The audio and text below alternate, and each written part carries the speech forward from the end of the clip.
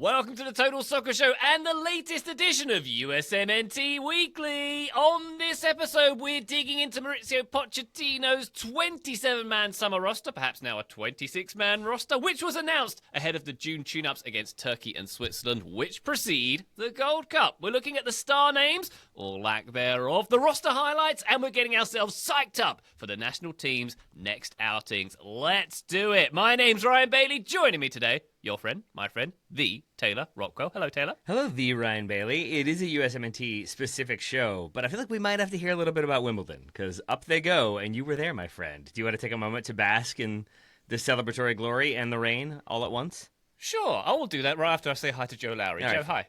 Up the Wimbers. Now you talk, Ryan. Up the Wimbers. Very good. Yes, I've just returned on a jet plane from my 24-hour trip to London to go to Wembley Stadium to see Wimbledon triumphantly progress back into EFL League One. It was a good day. Joe, it was a risky proposition because I flew 7,500 miles, risking a game that my team might lose. Yep. But we didn't, so it was great. The moral of the story is, do these things. It sounded like a blast, right? I mean, the first question I asked Ryan today was, how jet-lagged are you on a scale of 1 to 13? And he said, I'm not really jet-lagged at all, which I mean, he didn't answer the question. But that's an impressive bit of work on your part, right? First of all, to avoid that jet lag in that situation. And the fact that you went for a win, I mean, it just doesn't get better than that. Even if you got rain-soaked along the way, it's still worth it. Yeah, it kind of required military precision.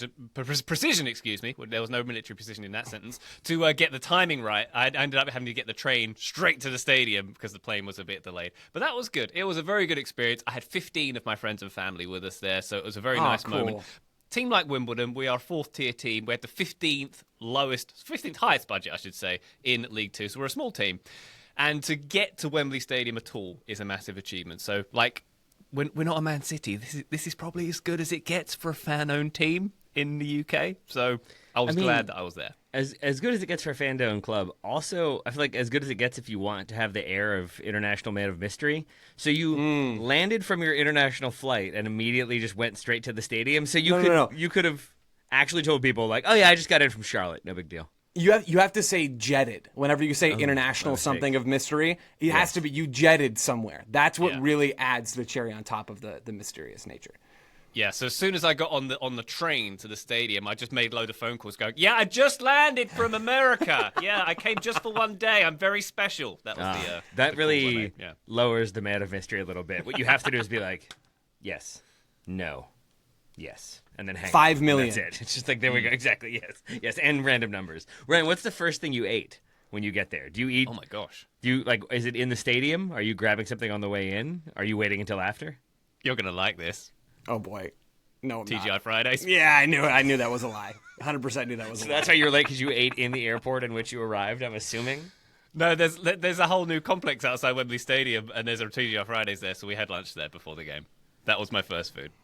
It's nice to know that you and your family and friends are like you, Ryan. You know, like if I had suggested that, I think I would have been rioted against by certainly my family. Taylor, I have a feeling that you would be doing rioting as well if we were there together and that decision was made. It's nice to know that Ryan Bailey is just one of many Ryan Baileys in Ryan Bailey's own life. There you go. Apparently, I wasn't the only person to travel from the US for this game as well. I saw on the EFL in USA social media account, the EFL is now making getting its tentacles, its tendrons into the North American continent. Nice, right? There was a few people they interviewed who came over just like I did, and John Green, the popular author, who I believe maybe he went to the Indy 500 and went straight to the game as well. Good for him. He probably had a better seat. I bet he turned left when he got on the plane. I turned right. That's the difference. Yeah, he really jetted, Ryan. Actually, you just flew, I think. Joe, that's a made-up name, right? What? The author that he's talking about, that's not a real person, is it? John Ryan Green? can't hear this. Don't worry about it. We can whisper. Oh, okay, cool. Yeah, no, John Green is real, unfortunately. I hate to give He's Ryan done some a movies, point here. Taylor. Get with the program. You can hear this? Taylor, I thought we were private. Thank you very much. I appreciated all the chat about the game on the weekend review. I am very glad to be back with you fine gentlemen here in these United States. I didn't get any problems coming back through immigration. I was worried about that, but here we are. I'm back at my desk. Wonderful stuff indeed. We did report you a bunch. Oh dear. If there's a big knock on the door and then the door gets broken in a second, I'll know what happened. Patreon.com/Total Soccer Show if you'd like to support this endeavor, by the way. Bonus episodes, bonus video, and access to our Discord server. Come and have a chat in there. I'll talk about Wimbledon all day long. And, of course, we talk about USMNT all day long in there. Patreon.com/Total Soccer Show, the best way to support this here endeavour.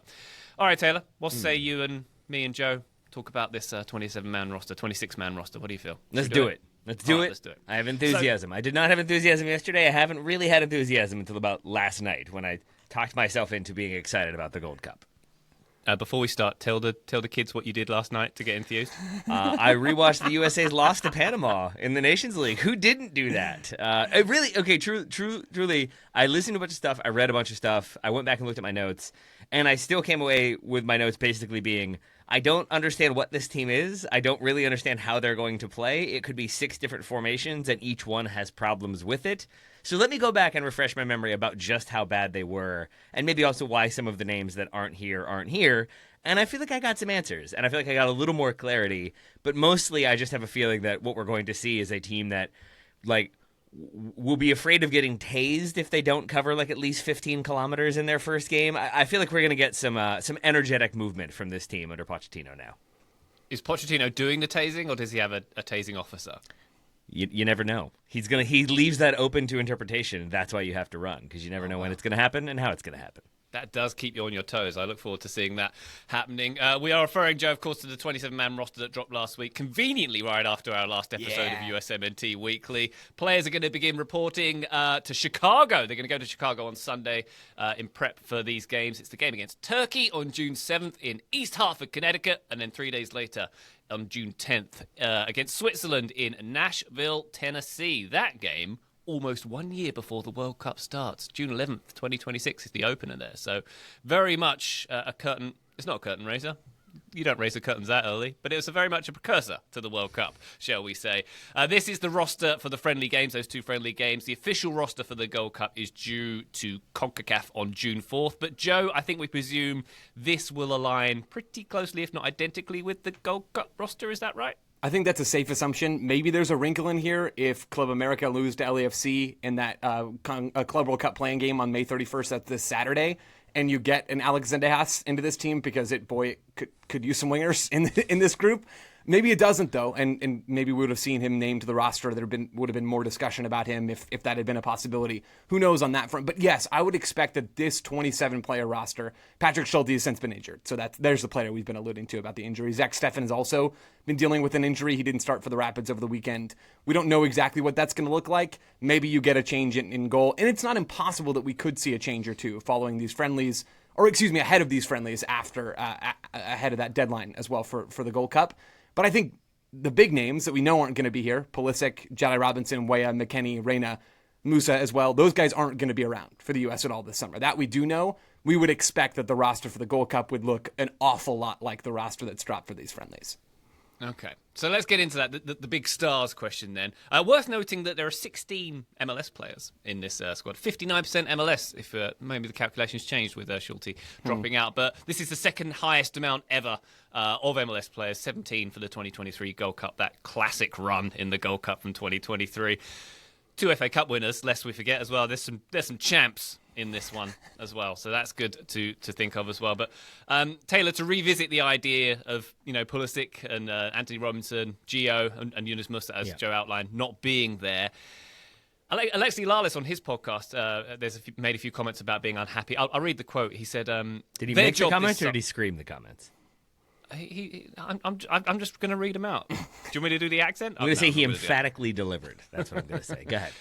Their job this summer is to make people care again. And when you have people opting out, when you don't have a full-strength team team off of recent failures, I hope that this isn't a missed opportunity for these players, for Poch and for the United States Soccer Federation. So, Alexi, he's valid in saying that there is an opportunity here to get people enthused. We didn't see enthusiasm in the last big USMNT camp. We had empty seats. We had an opportunity here to get more butts on seats. We're not going to get that opportunity, arguably, when the biggest stars are sitting out. So it is a big shame in terms of the missed opportunity, Taylor. It is. It's a confusing one, though. And I think the key thing there is making people care again, which feels vaguely reminiscent of another slogan that I don't love, so I'm not going to say that anymore. However, I think that... Macca. Got it. Okay. Exactly, you got it.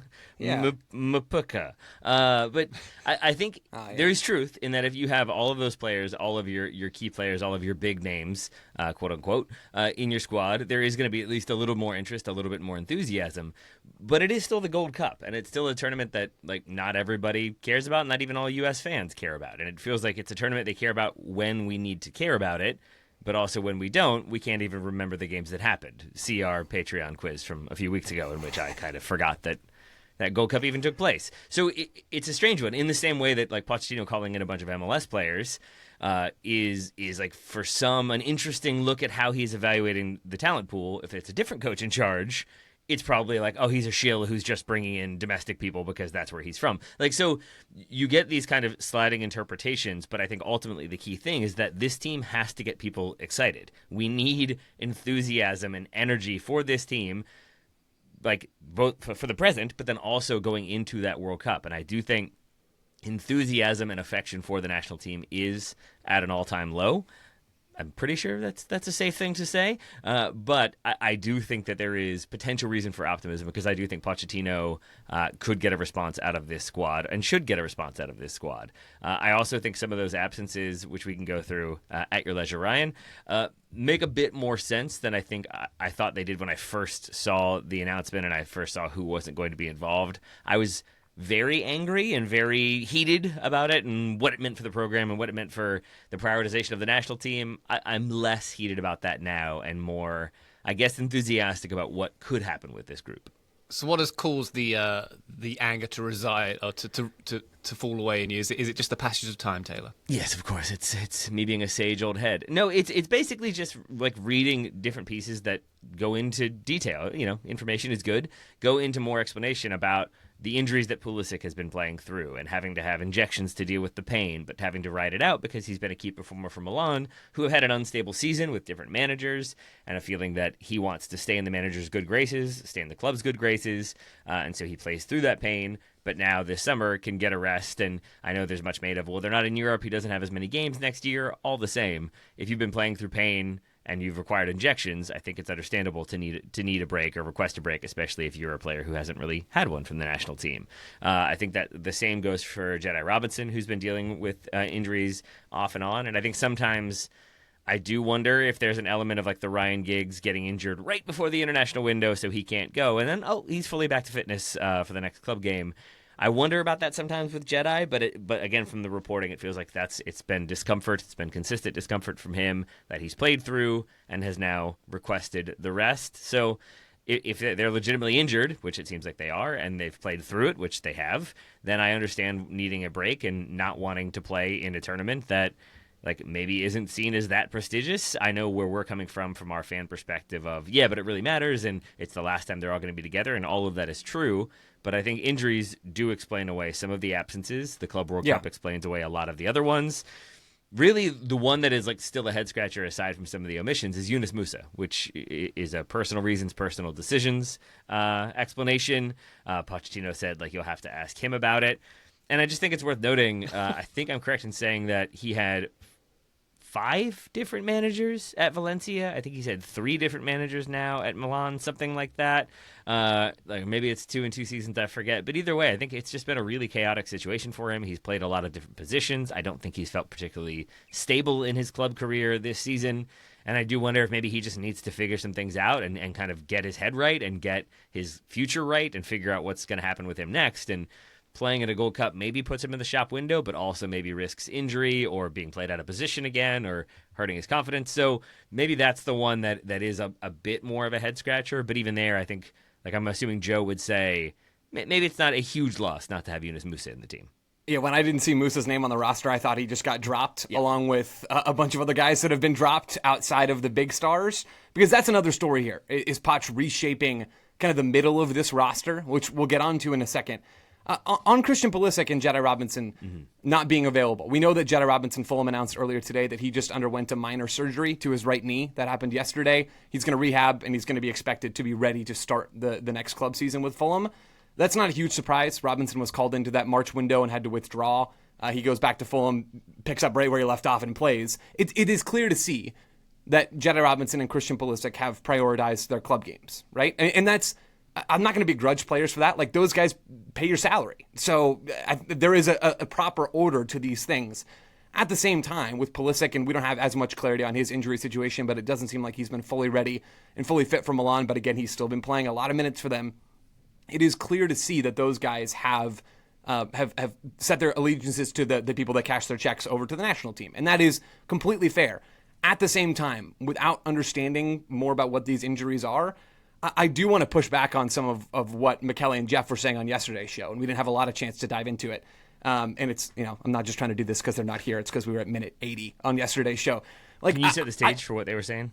Yeah, so they basically just said, it doesn't matter. Like, you don't need Christian Pulisic in this window. It's the Gold Cup. You're not going to learn anything about him against Trinidad and Tobago on June 15th. And it's fine to give him a rest. Like, this is probably just not a very big deal. And at the end of the day, this is not a huge deal. Like, you have other windows. There is a little bit more time. What really matters is how you turn up at the World Cup. And apologies, fellas, if I've oversimplified your arguments. I can go back and listen. Folks can go back and listen to the last 15 minutes of yesterday's show. They can get more about that.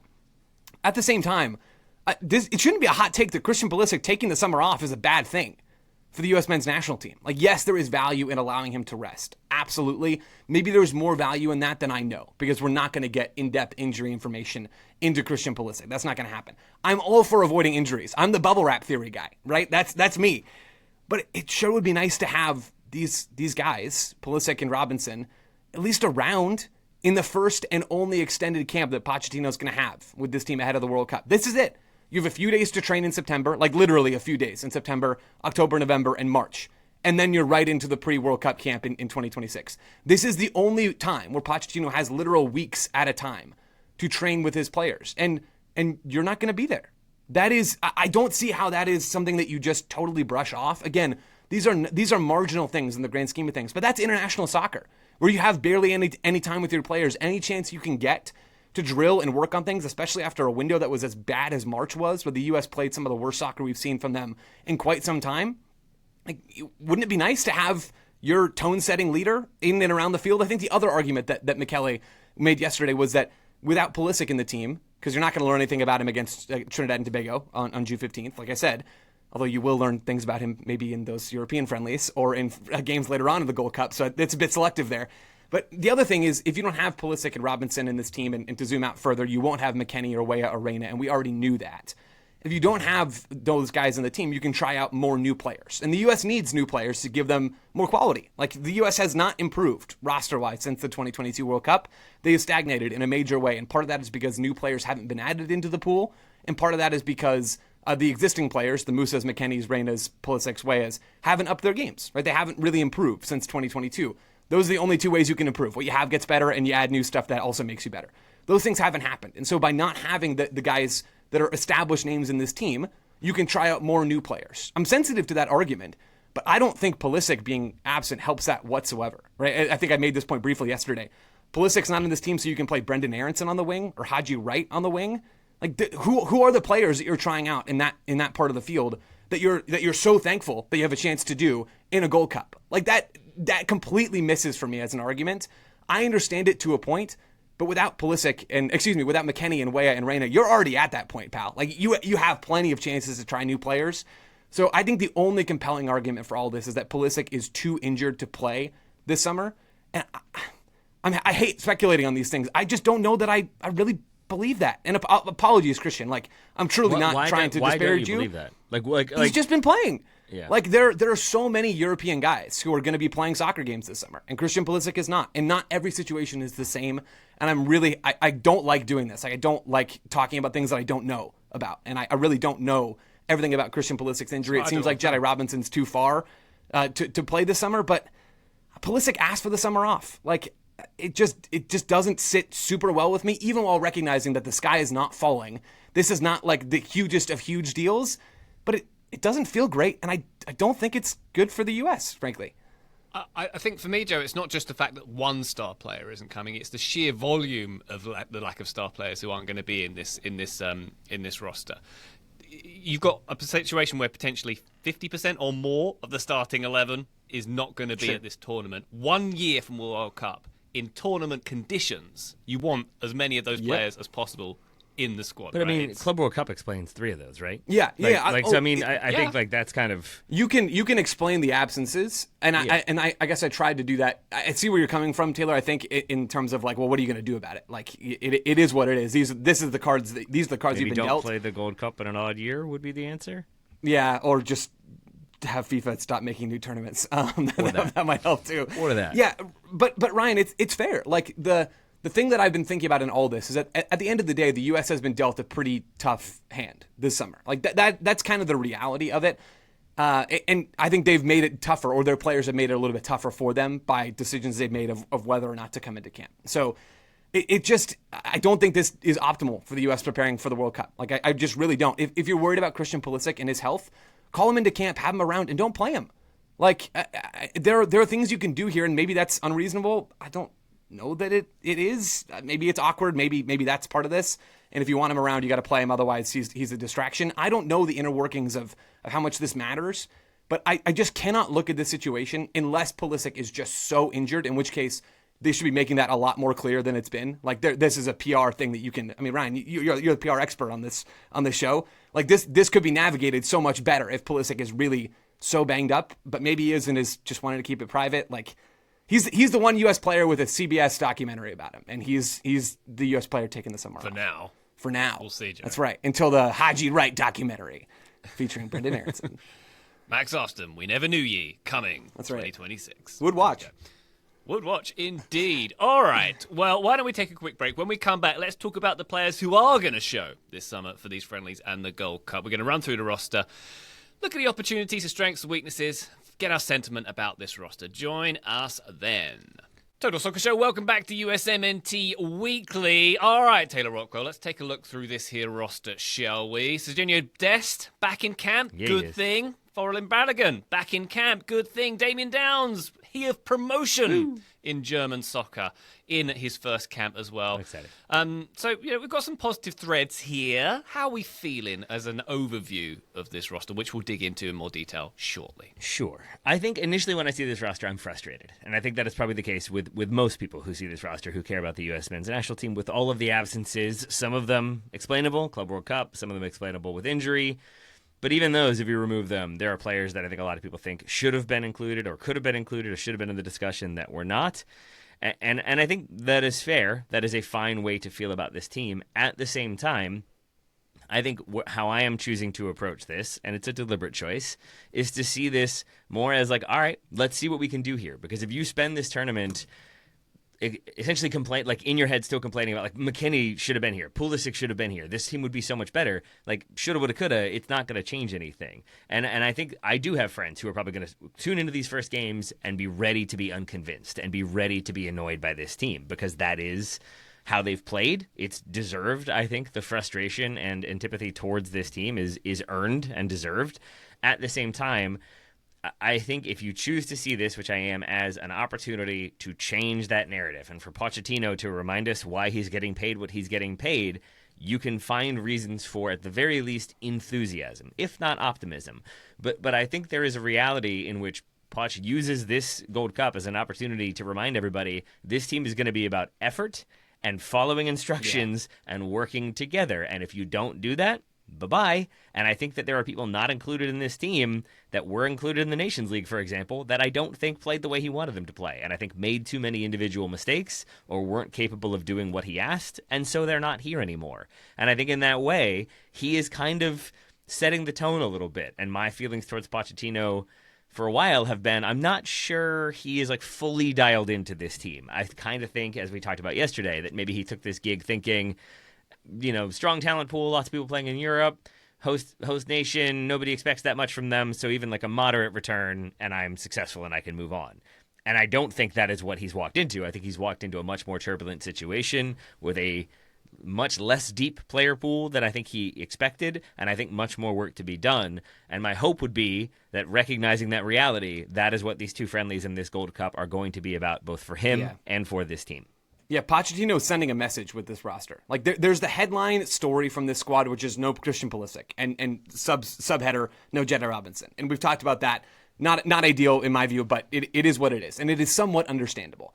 Then you go down to the next layer. You peel back the top layer of the onion. The next layer is about Pochettino sending a message. And outside of the mainstays who can't or didn't make it for whatever reason, there are 6 players who were named to that initial roster in March, Taylor, and you referenced this, who weren't brought back for this squad. No CCV, no Austin Trusty, no Marlon Fossey, no Joe Scally, no Tanner Tessman, no Josh Sargent.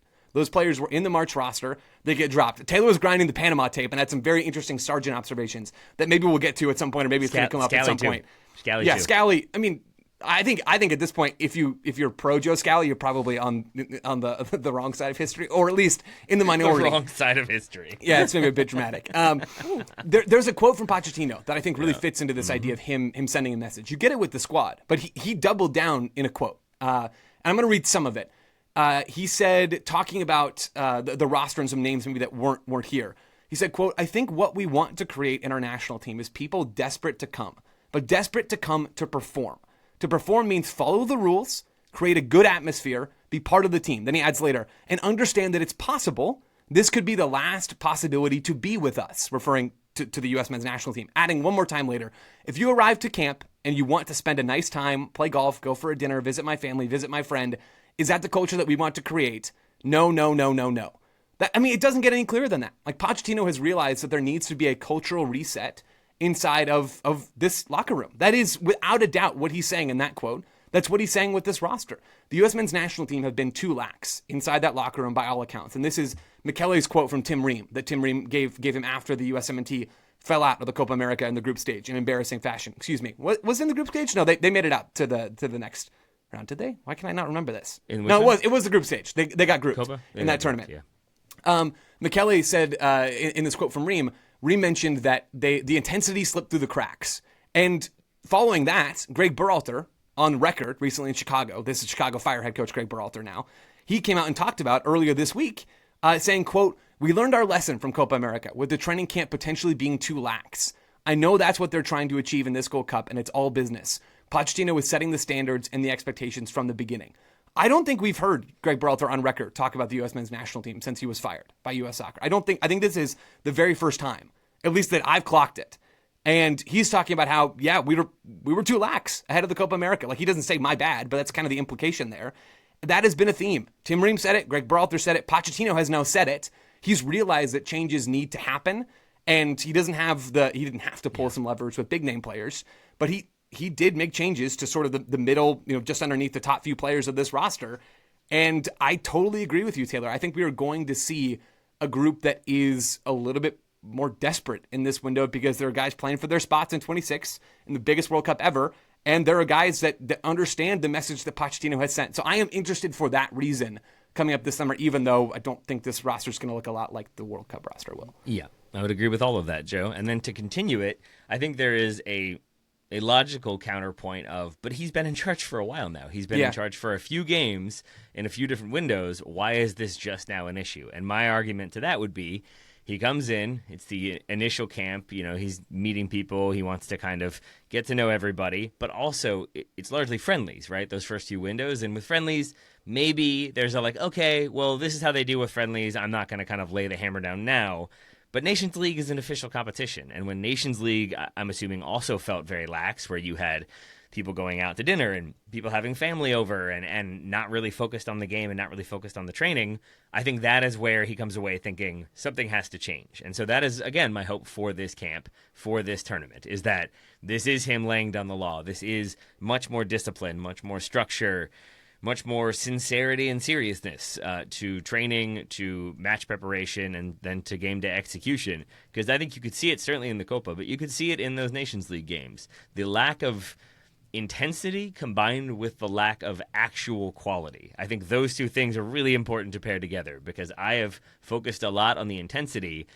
And if I'm Pochettino and I'm watching some of the individual performances, specifically against Panama, I come away thinking, I'm good on that guy for a while. And I think some of those I'm good guys are not on this roster. So I think it starts to make a little more sense to me. Joe, I'm intrigued by that quote you mentioned about playing golf, and if you want to see your friends and family, that maybe this camp isn't for you. Can I just bear in mind that Christian Pulisic's partner is a golfer? Can I just start the conspiracy theory that Pulisic was dropped?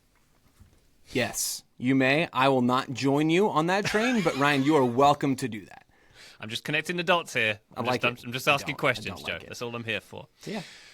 Okay, let's run through the roster, shall we? It's a good theory. It actually kind of is. It's like, really family. not. It's golfer. They eat dinner occasionally. You got to look at these names. Hold on, I'm back in. Yep. If only he had added and if they had a somewhat ho-hum documentary made about them, that would have really solidified things. I think, Ryan. There you go. Those are Joe's narrative words, threads not there. Yep. just connecting the dots, as I say. Joe, I'd like to get and Taylor, I'd like to get your sentiment on the roster. Only as we me, run through no it by Taylor. position. I kind of feel like an afterthought there. Yeah, I felt that too. Exclusively for Joe, I come to you, Joe, with the goalkeeper group. Matt Freese, Patrick Schulte out now, it seems. Zach Steffen and Matt Turner. On your sentiment-ometer, are you feeling posy or neggy about that group? I'm gonna try to give. I'm gonna try to give. Wow. Sorry. I'm gonna try to give my honest emotional reaction, and just say I don't care. Like that. That is truly the thing that comes to mind for me first. Matt Turner's gonna start this summer, I would assume. Although Poch did say the door was open for somebody else to start. What else is he gonna say? It's not great that Turner's not playing games, but that's such old news and a talking point that we absolutely do not need to hit on again. These are the 4 goalkeepers that I pretty much would have expected. Shout out to Matt Freese. Glad he made the cut. It doesn't matter to me. Yeah, Joe. Like to your point, it's Greg O'Keefe for the Athletic, right? Who covers Americans abroad. He did his team of the season, Americans abroad, who had the best one by position, and he went with Matt Turner as the best goalie because of he contributed some early games in the FA Cup run that and he was there. He was a good player. But I think largely it was pretty clear that there just weren't really many other competitors for the goalkeeper spot. When you're looking at Americans playing abroad, Hugo Koken not really there. Gago Slonina certainly didn't have the best season. Ethan Horvath gets the starting gig back, but I think playing at a lower level and having lost it in the first place feels maybe not the greatest praise, and then he's not in this pool to begin with. So it does, I think, to your point, it sort of is I think it's Matt Turner. I'm not sure it fully matters. It would have been interesting to see Patrick Schulte. I feel like you don't care as much now that Zach Steffen is maybe not going to be able to play. If Zach Steffen were starting, I feel like Joe would be much angrier. Well, and Steffen's been good this year, so it's all fine. It's not that interesting, any of it. But we do want Matt Turner to get a move and start starting games. San Diego's calling, Matt. San Diego's calling. Ring, ring, ring, ring. I've heard Ron Burgundy's got a good translation for that name. I won't mention it on here. If any more keepers do drop out, though, could just play rush goalkeeper. Last one back gets to use their hands. I think that's FIFA need to look into that. Taylor, let's look at the defensive group. 8 defenders. Max Afton, Serginho Dest, Alex Freeman, Dwan Jones, Mark McKenzie, Tim Ream, Chris Richards, and Miles Robinson. Your sentimentometer. Feeling good? What would be a question mark? Is that like a 4 out of 10? Is it a 5 out of 10? Yeah, 5. Why not? Here is my my actual reaction when I saw that list was okay. It gets murky really quickly because with the style of the day of the back 4 that becomes a back 3 that becomes a 3-2-5 in possession. We've seen it with Jedi on the left, and then you have Scally staying home on the right, and we've seen it be Yunus Musa on the right with Scally staying home on the left. That's what it was against Panama, and some different variations along the way. If we go with that here, I don't know who that stay-at-home defender is. Yep. So maybe it's another center back. Maybe it's Mark McKenzie starting at left back is one possibility. Maybe it is just a straight-up back 3. But then you look at who the wingbacks would be, and that gets confusing really, really quickly. So I think that is where I have the biggest question mark about who is going to go where, because it could also be Joe, is there a chance Alex Freeman is starting? Is there a chance it's Freeman and Dest, and we have 2 attacking fullbacks? I think it is possible, yeah. I don't know how likely that is because Dest, I think Poch is going to ease in a little bit according to some of the quotes that he's given, but it is certainly not impossible. So it makes the fullback group intriguing in that sort of they're not the most exciting hype names you could have had there. At the same time, there's going to be an opportunity for somebody to stake a claim or not stake a claim, and we'll see how that plays out. I do still wish that maybe Richie Ledesma had been involved. A little bummed about that one, but such is life. And then with the center backs, there are fewer of them than I expected. So I had long thought we would see a straight-up back 3. Only 4 center backs means we could still get that, but I feel like you'd usually get one more if that was a route you were going to go. But I think it is Tim Ream. I think it is Chris Richards, and I'm feeling better about that partnership. largely due to the end of the season and Chris Richards winning stuff, but also having watched that Panama game again, I think there is some reason for optimism with those two. So I'm okay with the center back pool. I know Joe has a bit more love for Mark McKenzie than I do. I think Miles Robinson is fine. So I think overall I'm okay with this group, but I have some questions, but I'm also enthusiastic.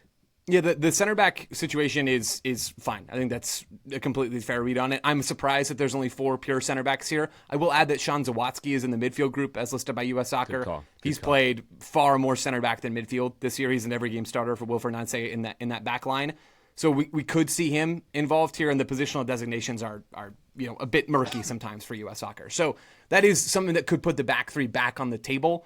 I don't know how likely it is, but I don't think it's off the table at this point. Center back is fine. Fullbacks, my initial reaction to this in the sentimentometer from Ryan Bailey is, oh, yay, Alex Freeman's in this roster. I think Alex Freeman is going to be on the World Cup squad. I think he is fantastic. I think it is a real shame that he's not his level of a player in central midfield or on the wing, because he's really good. Like, he is very, very, very good. He's been the best right back in MLS this season.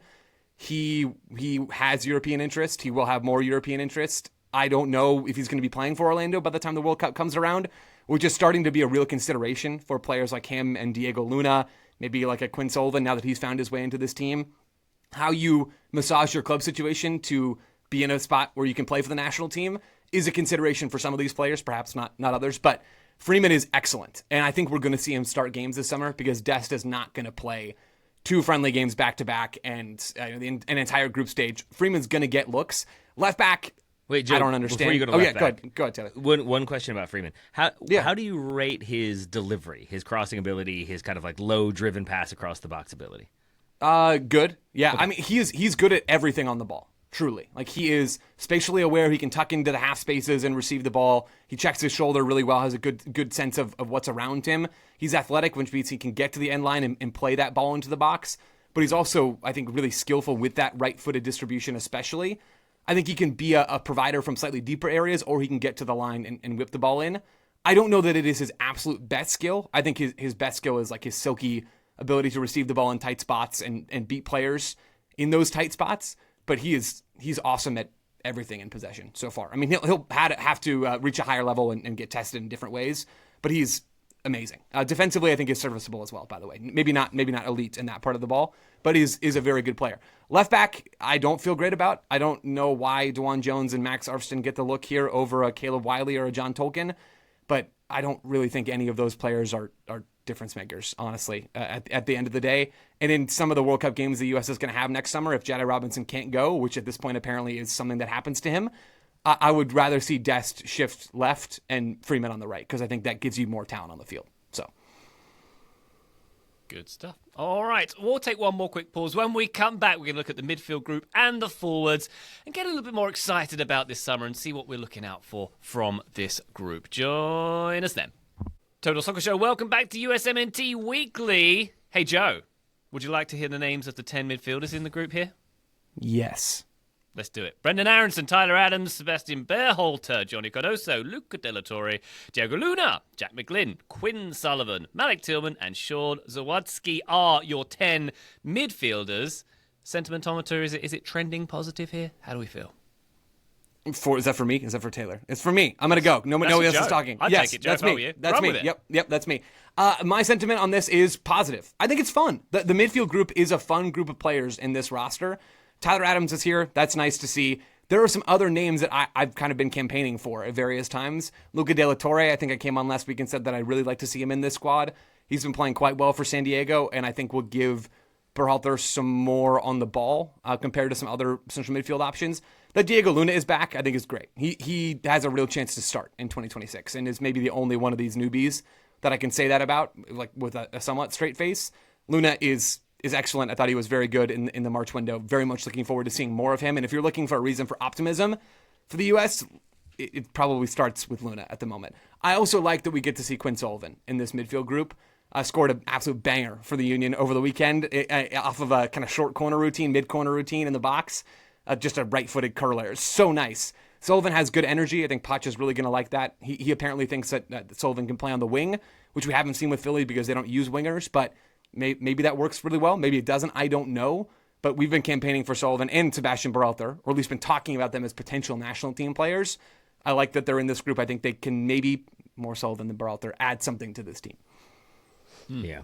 I think, I see it this way. If you have McKennie or Reyna or Musa or all three in this group, some of those names obviously aren't there, but some of those other names I think are okay, cool. Like Malik Tillman, good to have him in the squad, I guess. Really good season for PSV, excellent season, winning silverware, but has never, as we've talked about, has never looked like a shining star for the USMNT. And so if you had those other players who are very likely to start ahead of him, my enthusiasm is about the same. You remove those players, and I now look at this as an opportunity for him to be a central figure in this team. I have him starting. I have him and Luna starting, both moving centrally into the half spaces.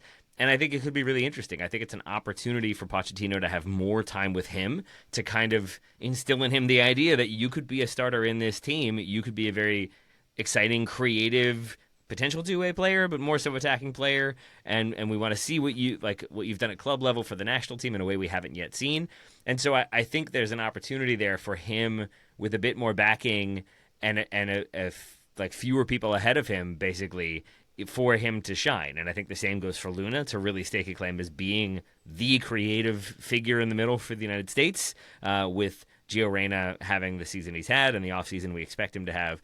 So I think, again, there is reason for potential enthusiasm combined with having Tyler Adams, with having Johnny Cardoso, and even Luca De La Torre I would throw in there as kind of reliable presences, some at a higher level than others. But I think that midfield has enough combinations of proven USMNT players, potential USMNT players who haven't yet made the jump, and then just straight up potential USMNT players who are now given this opportunity, like Zawadzki, like Sebastian Berhalter, like Quinn Sullivan or Jack McGlynn. So I think there's enough combination in there. If this were a World Cup, I would be very, very nervous about this group and wonder how they do anything other than just defend with 9 behind the ball, because it's the Gold Cup where they're going to play opponents who themselves are going to bunker, and this team will have more possession and more opportunities theoretically. It's an opportunity to see what they can do and who can rise to the occasion and who can do what's asked of them. So I think it is not the most exciting midfield group we've ever seen, but I think there is reason for excitement within it. Okay. The sentimentometer so far seems to be sort of hovering right in the middle between positive and negative, I would argue. I think I'm about a 6 out of 10. Yeah. Okay. Excellent. But it could be a 10 out of 10. Well, Taylor, let's see if we can get there with the forward group who will be battling against those bunkering teams this summer. We've got Pat Agyemang, Folarin Balogun, Damian Downs, Brian White, and Haji Wright. Does that give you above a 6? What do we think? Nope. Taylor? Nope. No. Sure doesn't. But I mean, really, Joe, let me ask you this. If you have somebody at the penalty spot, ball coming in, which of those names do you have the most faith to finish and put it in the back of the net? Probably Balogun. Finishing is kind of a murky skill at this level, but yeah, I'll go with Balogun. Dig into that. You get my point though. That there's nobody in this team that's well, that's the guy. Balogun is probably the most. Balogun is the likely. one. Yep. Except I think I kind of put him in the Malik Tillman category for the USMNT of have we seen it? Have we seen a performance from him that was there it is. That's the guy we all thought he was going to be. He can be a difference maker on his own. I don't recall seeing that. Do you? Yeah, the First Nations League, I think, where he's involved with the U.S., he does some good things, did a couple of good things at the Copa America as well, if memory serves. But yes, point taken. I've long said, we can run through all the number 9s we want to. Yep. I've long said that it's a chance creation problem more than it is a number 9 problem. Fair. These guys can score some goals. We've seen it. I mean, Damian Downs is a speculative pick. Agyemang still is a pretty speculative pick as well. Brian White is an effort guy that I'm guessing Poch loves. And Balogun is here on talent more than a lot of other things, but he has shown more with the U.S. than any of these other guys have, right? But the fact that these guys never get the ball in good spots because the U.S.'s chance-creating players aren't very good, and there aren't very many of them in this roster, by the way. We should not be surprised when all 4 of these, 5 if you count Haji Wright, number 9s struggle this summer because they're not going to see a ton of the ball unless Diego Luna goes supernova or unless it's against a Jesus Ferreira Pirates of the Caribbean situation, right? This player pool just doesn't have a transformative number 9 like a Mbappe or a Kane or whatever, right? That player doesn't exist for the U.S., has never existed for the U.S., And unless you have one of those guys, you need your players around the 9 to do well. So I am absolutely not excited about this striker position. Even if it was a World Cup roster, I still don't think, and had Pepe and Balogun and whoever else, right? I still wouldn't be that excited about the 9s because I don't think they have the support they need to go out there and do good stuff until I see evidence that that's changed. And boy, did we not see that in the March window where the U.S. very much struggled on the ball, even with a closer to full strength group. I don't think we have evidence that says we should be excited about these strikers at all. Yeah, I think that is a great answer, Joe. And this is where I want to go back to my notes from that the USMNT loss to Panama in the Nations League, because I think a lot of what you're talking about with the lack of service is on display. Multiple times in the opening half, Yunus Musa has chances where basically he's not played in behind, but he's on the right wing. He basically has no one around him. Ball is played in twice. It's Tyler Adams playing him in, and Yunus Musa carries forward. He gets past his first defender, who's trying to close him down. But then his ball in is cut out by the first defender twice, and both times Josh Sargent is in an okay position. If that ball is hit into the corridor of uncertainty, to use the cliche, there is a much better chance that is put into the back of the net. Instead, Musa plays it right to the defender twice, and that was a recurring theme. Service from the wings was Tim Weah dribbling, oftentimes dribbling too much into too many defenders and taking heavy touches and then having to foul or try to win the ball back. I don't really begrudge him that because I think he's just trying to create, but oftentimes the service is cut out by the first defender or it's cut back to somebody who then cuts it back and then you reestablish possession. But there wasn't a ton of bravery, there wasn't a ton of creativity, and there wasn't a ton of technical execution. And that's why I ask about Freeman, because if Freeman can come in and just hit that low ball behind the defender but ahead of the goalkeeper, it is progress, and it means that somebody can latch onto it.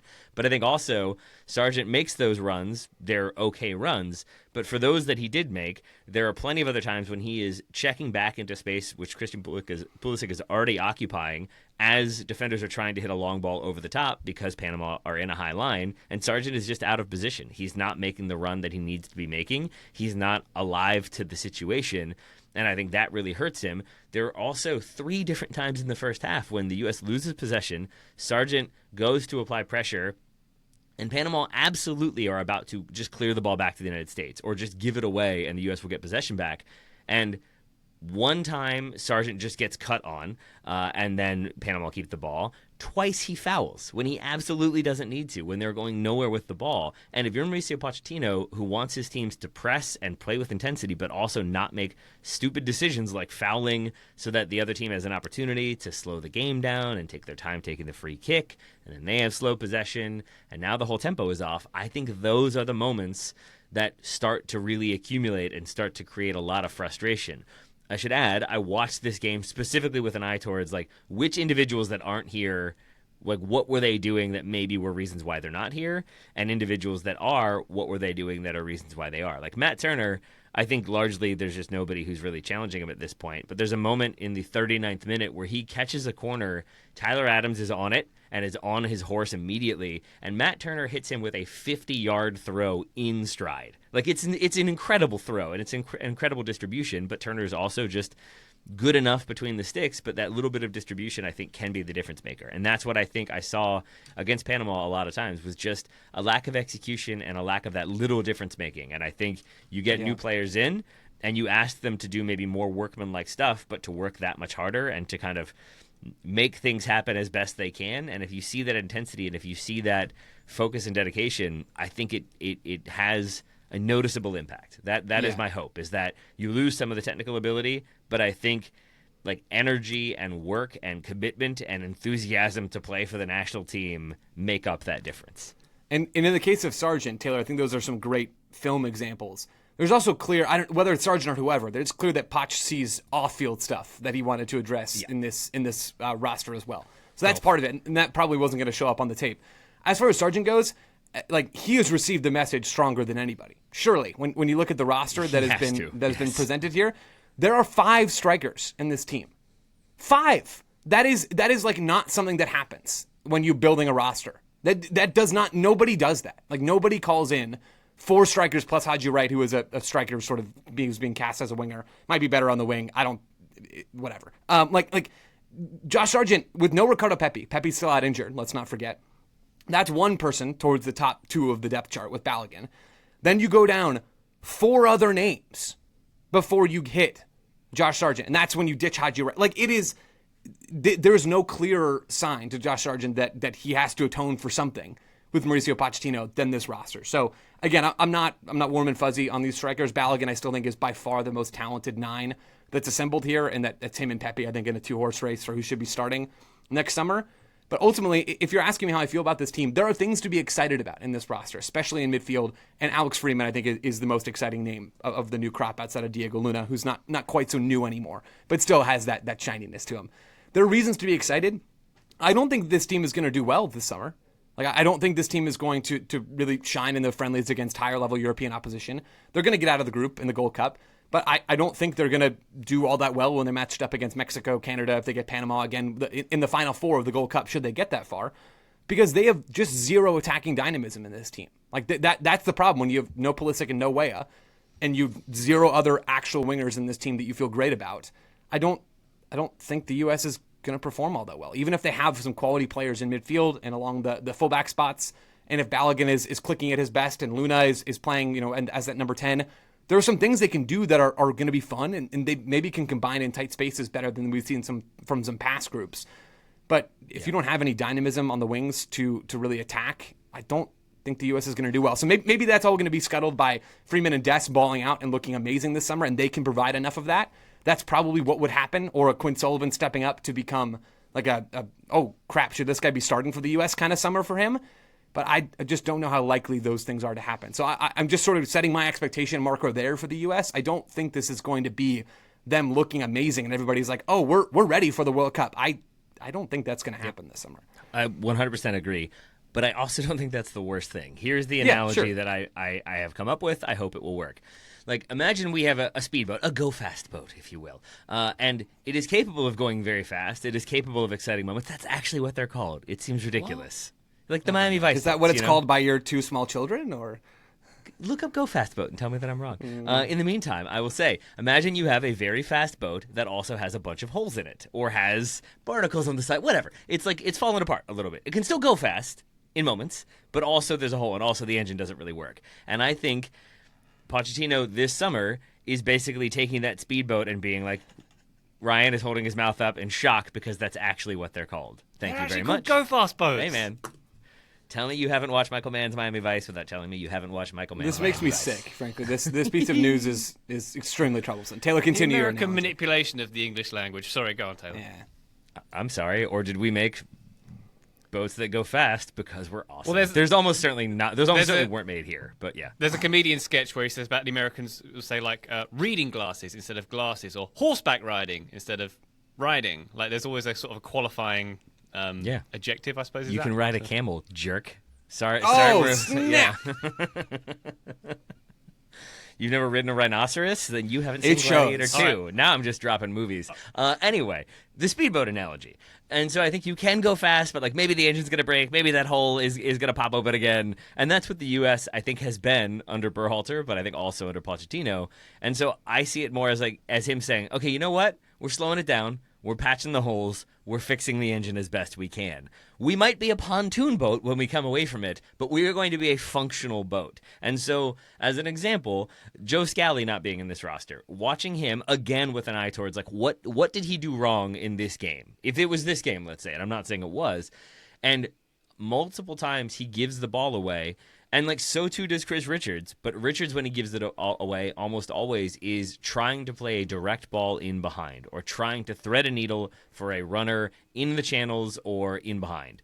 And if you lose the ball there, if you turn the ball over, which they did routinely, you're turning it over out for a goal kick into the goalkeeper's hands. Maybe you're like forcing a throw in, or maybe the defender now has the ball, but their back is to the goal and they're under pressure.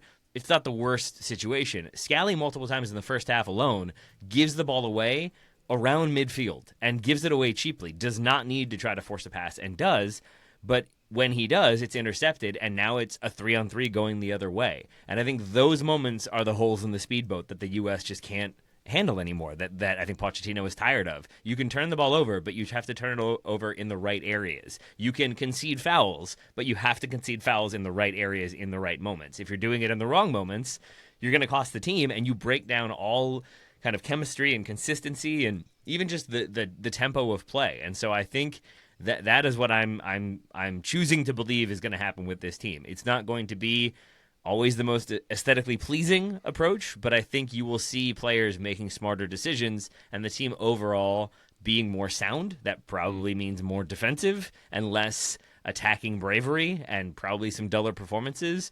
But I think if it gives us a foundation, a building block to kind of then grow from, it's not a ton of time to grow from, but I think at least it's stability versus plugging the hole and hoping it holds together until the World Cup. There we go. So I think we tried to frame the last part of this podcast as things we're excited for ahead of this summer, and it's kind of transpired as it might be okay if certain things happen.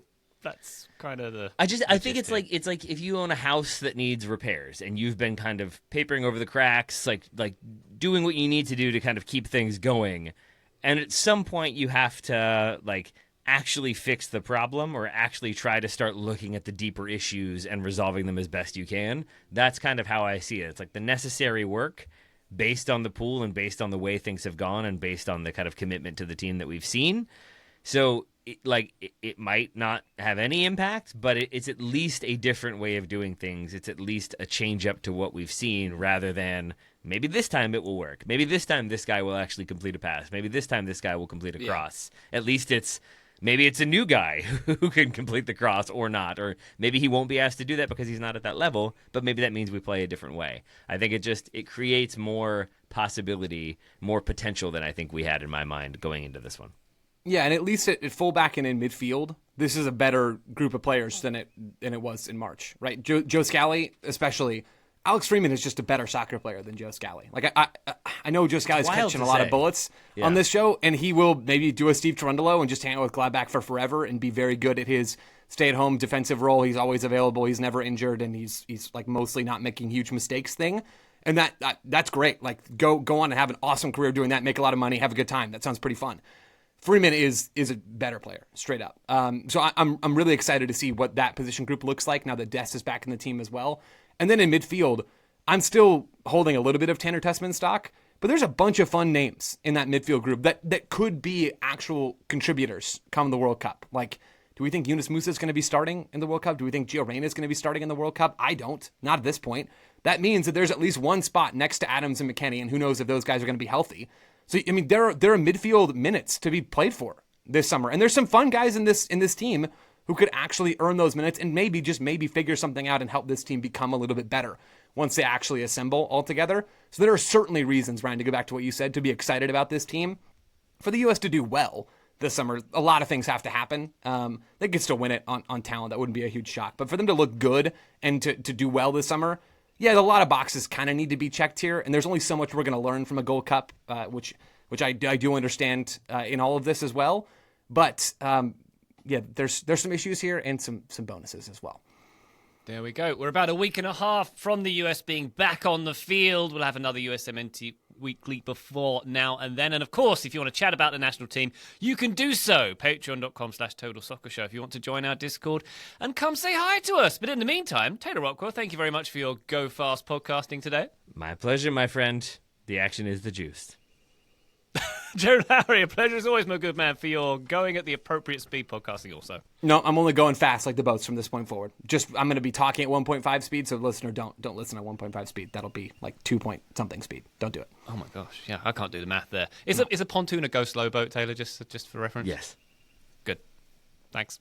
All right, listener, thank you very much for joining us on this here podcast. We'll be back on the feed very shortly, but for now, bye.